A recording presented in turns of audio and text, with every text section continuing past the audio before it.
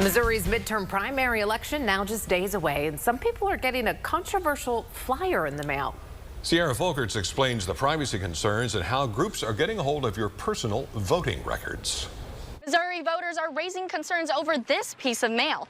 This is a Missouri voter report summary that shows you all the people in your neighborhood that have voted. I talked with the Greene County Clerk that says this information is inaccurate. You are familiar with this? This is not the first election this has happened. Greene County Clerk Shane Scheller says voter participation records are public. Political groups like the Missouri Promise PAC use this data to grade neighbors on their turnout history as a push to get voters to the polls. We don't have any interaction with the Political Action Committee, for example. They were able to, of course, get information in terms of, what election a voter has voted in, what election they have not voted in. The clerk says what they do not show is who or what neighbors voted for. Access, for example, your address.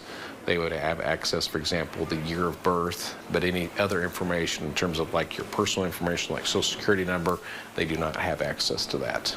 The Greene County Clerk tells me that if Missouri voters are concerned about this, to call your state representative. Sierra Folkerts in Springfield, KY3 News.